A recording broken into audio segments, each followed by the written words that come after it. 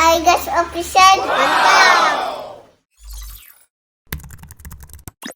Tonton terus Hi Guys Official, subscribe, like, share, and comment.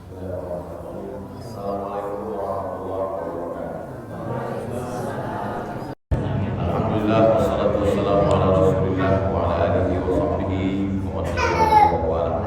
Yang saya hormati Abi, Umi, Ami, Ustaz Ardi, Ustaz Niza, Ustaz Salman, Bapak-bapak, ibu-ibu, hadirin hadirat, insyaallah semuanya dimuliakan Allah Subhanahu wa taala. Amin ya rabbal alamin. Kita berada pada waktu yang paling baik di antara malam yang dipilih Allah, malam Idul Adha, malam mustajab berdoa, malam yang diberkahi. Kita berada di tempat yang paling baik, yaitu masjid. Kalau ada sholat Jumatnya namanya masjid jami'. Kalau tidak ada sholat Jumatnya masjid saja. Kita selalu menyebutnya musola, langgar, surau. Tapi sesungguhnya dia tetap hukumnya masjid. Kita tetap iktikaf di dalamnya, tetap mendapatkan pahala iktikaf. Mudah-mudahan selama kita berada di musola ini mendapatkan pahala iktikaf. Amin ya rabbal alamin. Bulan lalu saya diajak Ustaz Aziz untuk meresmikan TPQ Taman Pendidikan Al-Quran di dekat kediaman orang tua beliau di Cirebon, di Kuningan, Cirebon, Jawa Barat. Alhamdulillah, setiap selesai sholat maghrib ke isya, sekarang santrinya, anak-anak yang ikut TPQ lebih kurang 170 orang. Awal-awal 170 orang. Sebelum itu saya diajak Ustaz Ardi untuk meresmikan karantina tahfiz Quran di Tangerang. Lalu kemudian diajak Ustaz Ardi untuk meresmikan sekolah beliau di BSD. Jadi cita-cita Ustaz Ardi 1000 TPQ, 1000 tempat taman pendidikan Al-Quran. Kita doakan mudah-mudahan apa yang dicita-citakan Ustaz Ardi sampai, insyaallah. Saya kalau sampai menemani beliau sampai 1000, alhamdulillah. Andai cuma sampai 500, pahalanya sudah sampai, insyaallah. Innamal a'malu binniyat, segala amal dengan niat. Maka begitu juga di dekat kediaman Abi dan Umi di Jombang, kami juga, Ustaz Ardi juga ingin ada anak-anak mengaji.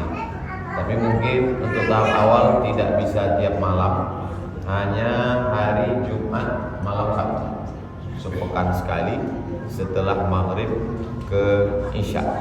Jadi kita harapkan mudah-mudahan bapak-bapak, ibu-ibu membawa anak-anaknya sehingga anak kita selamat dari buta huruf Al-Quran. Al-mahiru bil Quran, orang yang membaca Al-Quran, menghafal Al-Quran, mengamalkan Al-Quran, mengajarkan Al-Quran, ma'as safaratil kiramil bararah, mereka akan bersama para malaikat. Kalau kita membiarkan anak-anak ini, maka anak ini menjadi rebutan, direbut oleh sosial media, Facebook, Twitter, WhatsApp, grup-grup WhatsApp, Instagram, YouTube. Maka kita berharap dari maghrib ke isya dia mengaji. Maka seandainya pun nanti dia pakai YouTube, dia akan cari qori-qori, dia akan belajar. Ustaz Ardi sebelumnya saya sampai ke Jombang tahun 2021, di kediaman beliau juga sudah dibuka karantina tahfiz Al-Quran. Jadi memang perhatian beliau kepada Al-Quran. Mudah-mudahan kita bertemu di dalam majelis Al-Quran dalam rangka mengembangkan tilawatil Quran sehingga kita mendapatkan syafaat para penghafal Quran, insyaallah. Itulah yang kekal abadi. Ma'akal tafa'afnaita, yang kau makan akan busuk. Wa malabista fa'ablaita, yang dipakai akan lapuk. Wa matasaddaqta fa'abdaita, yang diwakafkan, yang sedekahkan, itulah yang akan kekal abadi dibawa menghadap Allah Subhanahu wa taala. Saya pun juga di kediaman kami bersama Ustazah Fatimah di Riau juga demikian. Dari mulai TPQ setiap malam, lalu kemudian TK tahfiz Al-Quran, SD Al-Quran, kemudian SMP tahfiz Al-Quran, nanti setelah anak-anak tamat SMP lalu ke SMA tahfiz Al-Quran. Namanya Sekolah Tahfiz Quran Az-Zahra, diambil dari nama Ustazah Fatimah Az-Zahra. Karena kita ingin meninggalkan sesuatu kalau kita mati menghadap Allah Subhanahu wa taala. Idza matal insan, dalam Sahih Muslim, kalau manusia meninggal inqata'a, putus segala amalnya. Tapi masih ada yang bisa tetap mengalir, shadaqatun jariyah, sedekah jariyah. Ustaz Ardi ingin mendapatkan amal jariyah dari usaha beliau, maka di Kuningan Cirebon anak-anak mengaji gratis. Di Jombang juga demikian Ustaz. Lalu kemudian ilmun yuntafa'u bi, ilmu yang bermanfaat.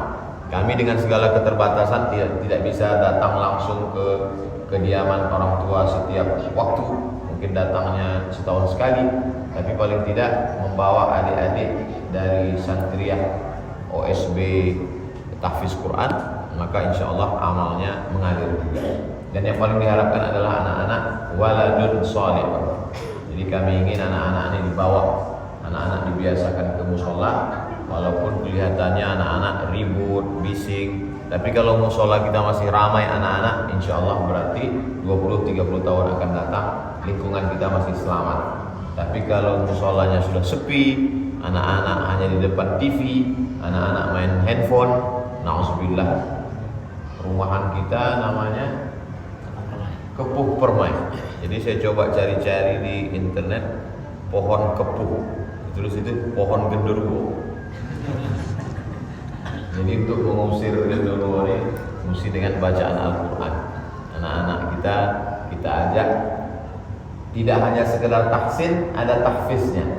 Jadi di salah satu lingkungan tempat saya tausiah, di situ anak-anaknya sibuk main game online di warnet. Dilarang sama orang tua, nggak mempan. Jadi pengurus masjid punya inisiatif, selama anak-anak libur sekolah diadakan karantina tahfiz. Jadi dari mulai subuh, duha, zuhur, asar, maghrib, isya, habis isya boleh pulang, makanan diantar, targetnya hafal surat-surat pendek juz 30. Jadi begitu diadakan karantina tahfiz, anak-anak ini tanpa dilarang berhenti main gadget, berhenti ke warnet. Orang tuanya heran, kenapa anak-anak ini berhenti? Karena ternyata mereka punya target. Dia punya target, punya setoran, dia mesti setoran amayat tasa'alun, dia punya mesti setoran wadduha, dan dia ingin nanti malu kalau dengan temannya tidak hafal. Jadi ternyata ketika ada beban dalam pikiran dia, beban hafalan, dia menjadi lebih fokus sehingga dia melupakan permainan-permainan ini. Begitu juga TV luar biasa merusak kepala anak-anak kita. Saya sebelum tausiah ada seorang psikolog. Ustaz Somad, sebelum tausiah saya mau jelaskan ke Ustaz. Jelaskan apa, Bu? Saya ini psikolog, Ustaz Somad, psikolog anak. Lalu dia lihatkan ke saya dua foto. Yang sebelah kiri foto anak-anak yang cantik, imut-imut. Yang sebelah kanan fotonya menakutkan sekali, kepala yang pecah ditabrak truk. Lalu dia perlihatkan ke saya, Ustaz Somad, perhatikan foto ini baik-baik. Kelihatan bedanya? Oh jelas, saya bilang. Ini foto orang yang selamat, ini foto yang orang kepalanya pecah. Ini kedua-duanya sebenarnya hancur, Ustaz. Yang ini fisiknya hancur. Yang sebelah kiri ini sebenarnya kepalanya isinya hancur juga, tidak bisa dipakai lagi. Kenapa? Karena dirusak oleh warnet, dirusak oleh gadget, dirusak oleh game online, dirusak oleh judi online, dirusak oleh, mohon maaf, website-website yang merusak kepala anak kita. Jadi sesungguhnya kepala anak-anak itu kelihatannya utuh, tapi sesungguhnya dia sudah kena ketergantungan. Sama seperti orang yang ketergantungan narkoba, maka menghasilkan satu sel baru di kepalanya. Begitu juga kalau anak ini kecanduan sinetron, kecanduan game, kecanduan TV, ini juga merusak luar biasa. Jadi apa yang kita lakukan ini sesungguhnya adalah menyelamatkan anak-anak kita dari masa depan. Kalau tiang masjid ada yang retak, itu bisa diganti dengan tiang baru. Tapi kalau anak-anak ini rusak, itu memperbaikinya cukup lama. Saya banyak bertemu dengan jamaah dengan berbagai macam problem masalahnya. Ada jamaah datang minta doa. Saya bilang, doa apa? Doa supaya anak saya berhenti main game online. Karena dia tidak mandi, tidak sholat, tidak sekolah, tidak peduli, karena sudah kecanduan. Jadi tidak ada cara yang bisa kita lakukan selain seperti kita dulu kecil dibawa ke musola, ke surau, ke langgar, ke kiai, maka itu juga yang kita lakukan sekarang. Bagaimana mengajak anak-anak. Saya pun di mana-mana tausiah, selalu yang saya sampaikan itu tidak banyak. Kalau dia kepala daerah, bupati, wali kota, supaya mendirikan sekolah tahfiz Quran, lalu kemudian dengan APBD support gratis, lalu kemudian adik-adik dari pondok pesantren, dari UIN, dari IAIN, supaya diangkat menjadi tenaga honorer untuk mengajar. Saya ketemu dengan jamaah yang kebetulan tanahnya luas, ada rukonya, ada rumahnya beberapa rumah itu jadikan rumah Quran. Nah, saya dengan sahabat-sahabat di Pekanbaru Riau mengelola yayasan namanya Yayasan Tabung Wakaf Umat. Kami iklankan di Instagram. Datang satu jamaah, Ustaz Somad, kami mau mewakafkan rumah 2 lantai, 9 kamar. Bapaknya di mana? Mereka ini di Surabaya. Dulu pernah kerja di Riau, rumahnya tinggal, tapi selalu banjir. Akhirnya lantainya kita naikkan, deknya kita perbaiki. Sekarang sudah dijadikan sebagai rumah Quran. Ada orang yang mewakafkan tanah. Ustaz Somad, dulu ketika saya tes PNS, lulus, gaji pertama saya belikan ke tanah. Sampai sekarang masih utuh. Tanahnya saya tidak mau jual, tidak mau wariskan. Saya mau mengalir sampai hari kiamat. Akhirnya di atasnya dibangun sekolah tahfiz Quran. Sudah berjalan 2 tahun. Kemudian beberapa bulan yang lalu ada orang bekerja di perusahaan minyak. Lalu kemudian rumah itu ada, anak-anaknya sudah menikah. Dia merasa rumah ini terlalu besar, dia perlu di rumah kecil saja karena sudah tua. Rumah ini mau diwakafkan jadi rumah Quran. Nah, jadi dimanapun ketemu dengan siapapun, apapun profesinya, maka kita selalu sampaikan perbanyaklah rumah Quran, karena ini cara untuk menyelamatkan umat dan bangsa. Ketika saya transit di Balikpapan, ketemu dengan bapak-bapak, Ustaz Somad, bisa nggak mampir ke rumah Quran saya sebentar? Mohon maaf Pak, saya mau terbang pulang ke Jakarta, mau pulang ke Riau, saya khawatir terlambat. Tapi nanti insya Allah panjang umur sehat badan, saya akan mampir ke rumah Quran Bapak. Bapak buat rumah Quran ini biayanya dari mana? Gaji saya sendiri Pak Ustaz. Gaji saya kumpulkan dengan istri, lalu saya buat rumah Quran. Bapak profesinya sehari-hari sebagai apa? Saya polisi Pak Ustaz. Tapi penampilannya seperti orang biasa, tidak pakai seragam, pakai peci, pakai baju koko. Ternyata dia ingin supaya gajinya, usahanya berkah. Jadi kalau kita belum mampu, paling tidak kita bawa anak-anak kita. Kalau kita punya kemampuan, kita syiarkan, kita ceritakan ke mereka, insya Allah akan menjadi pelajaran yang bermakna. Kullukum ra'in, setiap kamu adalah pemimpin, kepala rumah tangga akan ditanya kapan kita mendidik anak-anak kita. Istri punya 5 hak terhadap suami. Yang pertama makan, yang kedua pakaian, yang ketiga tempat tinggal, yang keempat pendidikan, yang kelima perhatian. Jadi hukum aslinya seorang bapak mengajar istrinya mengaji, mengajar anaknya. Tapi karena keterbatasan, karena kesibukan, karena ketidakmampuan, maka kita sebagai kepala rumah tangga membawa anak-anak kita ke surau. Jadi tidak ada lagi alasan bagi kita untuk tidak membawa anak-anak kita. Dan ibu-ibu juga, kalau di tempat lingkungan saya, khusus untuk ibu-ibu, setiap hari sore Jumat habis asar baca Yasin bersama. Setelah itu pengajian, Jumat pertamanya akidah, Jumat keduanya hadis dengan Ustaz Somad, Jumat ketiganya fikih, Jumat keempatnya akhlak, Jumat kelimanya tahsin dengan Ustazah Fatimah. Beberapanya direkam, diupload di channel Ustaz Abdul Somad Official. Jadi apa yang kita lakukan hari ini sesungguhnya kita ingin membuat sistem. Jadi kita boleh saja meninggal, tapi apa yang kita lakukan ini kita ingin diteruskan oleh anak cucu kita. Jadi kalau kita sudah buat program sholat berjamaah, habis maghrib ke isya ada ngaji, sore Jumat ada pengajian ibu, maka insya Allah andai kita menghadap Allah SWT, ini akan tetap diteruskan oleh anak-anak kita, karena mereka tidak akan mungkin menghentikan amal soleh. Jadi ibarat membuat rel kereta api memang agak berat. Kita mesti sediakan kayunya, landasannya, kerikilnya, lalu kemudian relnya, setelah itu lokomotifnya, masinisnya bisa meninggal kapan saja.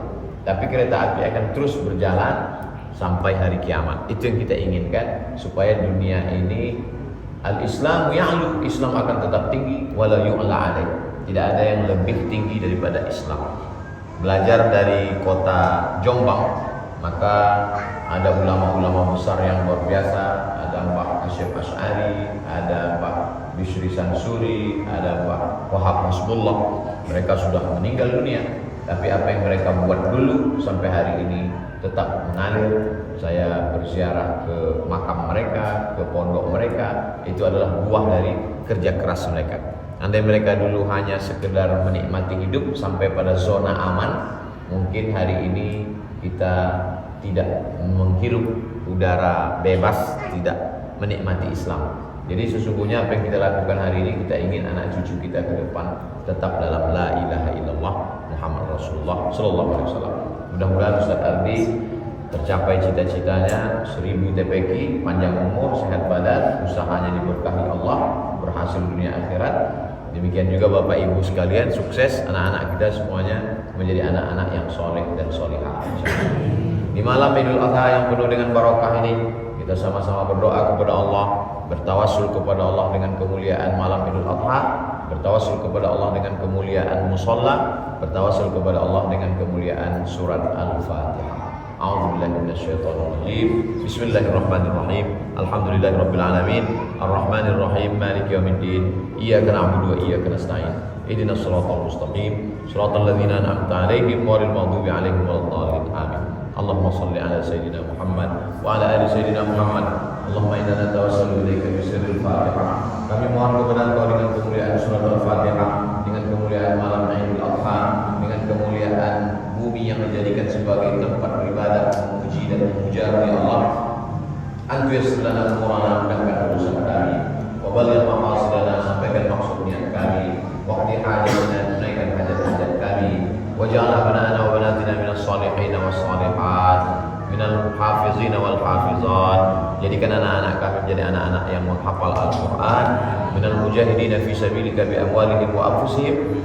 Mereka akan menolong agamamu dengan harta dan nyawa mereka ya Allah. Wahfazhum min kulli su' wa syarr. Jaga anak kami dari segala malapetaka, bencana, musibah, riba, zina, narkoba, perbuatan keji dan mungkar. Rabbana hab lana min ladunka dzurriyyatan thayyibah. Berikan kami keturunan yang baik-baik. Rabbana hab lana min azwajina wa dzurriyyatina qurrata a'yun. Jadikanlah pasangan hidup kami, anak cucu keturunan kami, orang-orang yang sejuk dipandang mata dan menenangkan hati kami. Allahumma arhamna bil Qur'an waj'alhu lana imaman wa nuran wa hudan wa rahmah warzuqna tilawatahu ana al-laili wa atrafan nahar. Allahumma ij'alil Qur'ana rabi'a qulubina wa dhahaba huznina wa humumina wa humumina. Jadikanlah Al-Qur'an sebagai penenang hati kami, pengusir gundah gulana kami ya Allah. Bil khusus Ustaz Ardi yang sudah punya program 1000 TPQ, wafiqhu lima tuhibbu wa tardah. Berikan taufikmu dan ridhamu, tawil umrahu, panjangkan umurnya, barik lahu fi rizqihi, berkahi rizkinya, waj'alhu minar rasyidin, selalu lurus berpikir, selalu bersih hati. Rabbana taqabbal minna innaka antas samiul alim. Terima amal kami ini ya Allah. Engkau Maha Taubat, Maha Penyayang kasih dan sayang. Rabbana atina fid dunya hasanah wa fil akhirati hasanah wa qina adzabannar. Wa sallallahu ala sayyidina Muhammad wa ala alihi washabihi wasallam walhamdulillahirabbil alamin. Terima kasih segala perhatian Bapak Ibu. Mohon maaf segala kegelapan dan kesilapan, kata-kata yang tidak berkenan di hati. Saya Al-Fakir Abdul Somad. Mohon maaf. Sekali lagi saya ucapkan tahniah, selamat atas terbentuknya majelis tilawatil Quran dan tahfiz Quran buat anak-anak kita dan ibu-ibu bapak sekalian. Mudah-mudahan ini menjadi amal jariah buat kita bersama. Aqulu qouli hadza astaghfirullah li wa lakum wallahu muwaffiq ila aqwamit thariq. Wassalamualaikum warahmatullahi wabarakatuh. Hai guys, official.